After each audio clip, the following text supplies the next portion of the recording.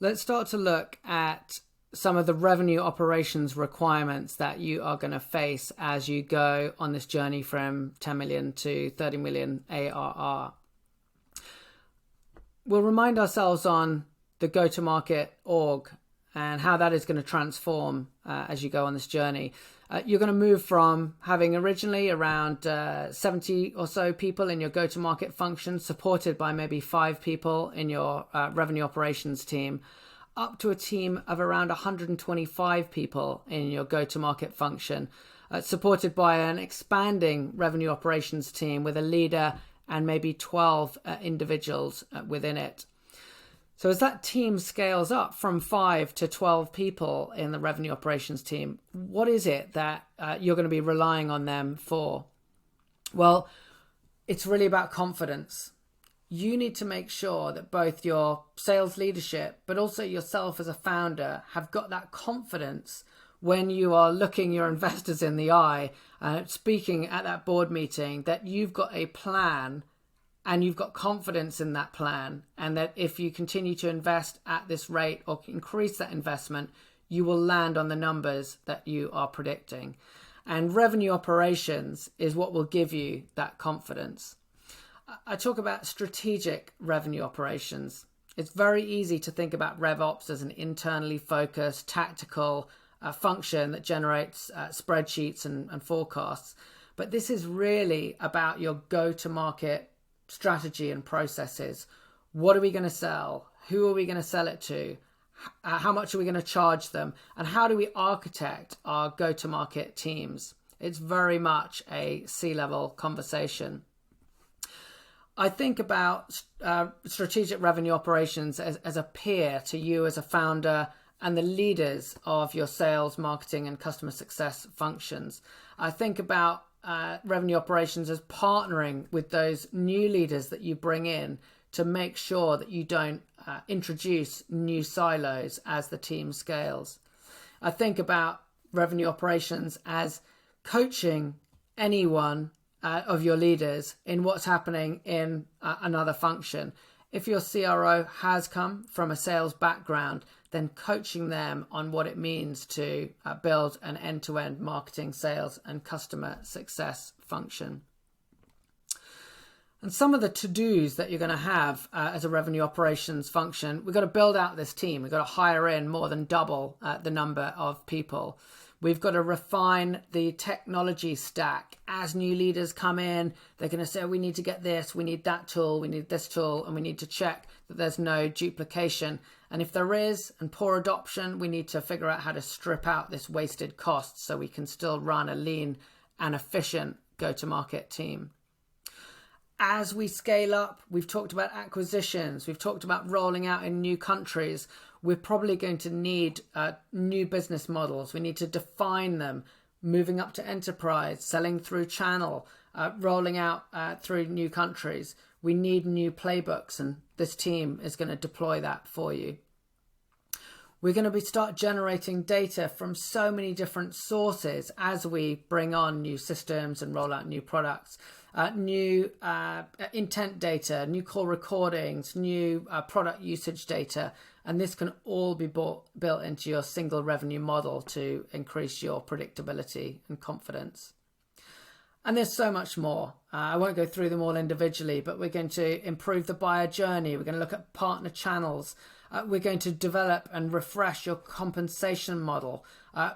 As a revenue operations team, we're going to continue to learn from customers by doing ride-alongs with our sellers, especially in new territories, in new countries, with new products, so that we continue to take what we learn from those customers and feed it back into the upfront marketing. We're going to look, as we do, an increasing focus on upsell and cross-sell, on developing out those playbooks. We're going to think about how do we integrate any acquired sales teams, and building out further our customer testimonial and customer referral programs. This is strategic revenue operations. It is very customer focused and not just internal. I like to think of the revenue acceleration flywheel, which really depicts all of the aspects of your revenue engine. A very common temptation when we think about revenue operations, RevOps, is to think below the line. We think about the internal activities, the data, the systems, the pricing, the processes, the forecasting, and these are all very important for you to have that predictability. But strategic revenue operations also incorporates above the line the external activities, thinking about the view of your prospects, your customers, and your partners looking in on your organization as they travel around your buying experience, the content that they're going to be introduced to, the buying experience, the contracting and onboarding, the process of handing off to your onboarding and customer success teams, and then into upsells and hopefully renewals. Revenue operations is going to help you to have this consistent focus across all of the revenue engine rather than just focusing on the internal. When we think about your revenue operations team at 30 million ARR and how you're going to structure that and some of the gaps that you might need to fill, it might look something like this. A common temptation is to structure your revenue operations team based around the functional areas where people came from. So you might have a marketing operations team and a sales operations team. But I challenge you on that. To have a really truly integrated revenue operations team, you want to think more about the functional area or the job that team is doing rather than the team that they came from. So you might look like a team like this, where you've got 3 heads that sit in strategy. This team is focused on what are we going to sell, who are we going to sell it to, how much are we going to sell it for, what channels are we going to sell, and how are we going to integrate these processes across our entire team. You might then have a systems team that are focused on acquiring, integrating, and supporting your technology stack across the revenue engine. Marketing, sales, customer success, all integrated into one revenue tech stack. Then you might have a data team that is focused on gleaning insights from customer systems, from your seller systems, from your product, and using that to derive valid insights that can influence your direction. And then you might have an enablement team, again, another 3 people, that is focused on helping you to onboard, train, and retain high quality talent across your revenue function. This team might be responsible for creating sales content, training, and delivering that to both your internal teams and also out into your partners.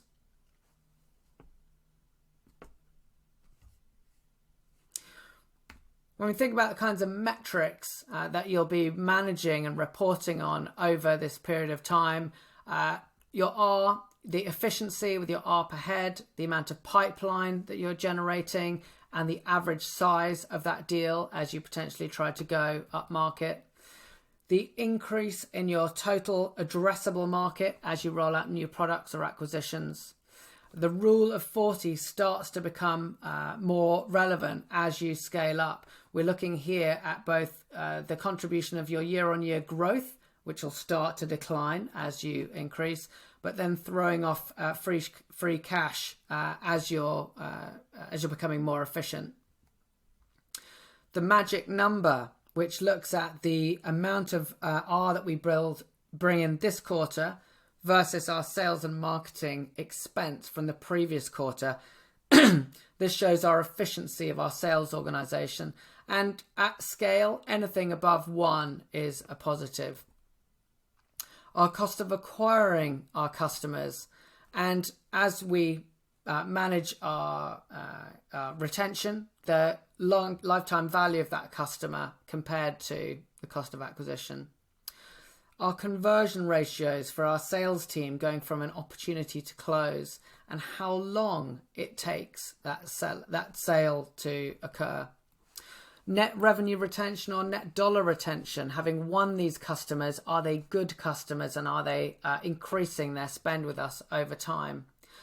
Our consumption rate of our product, are they adopting our product in the way that they and we assumed they would?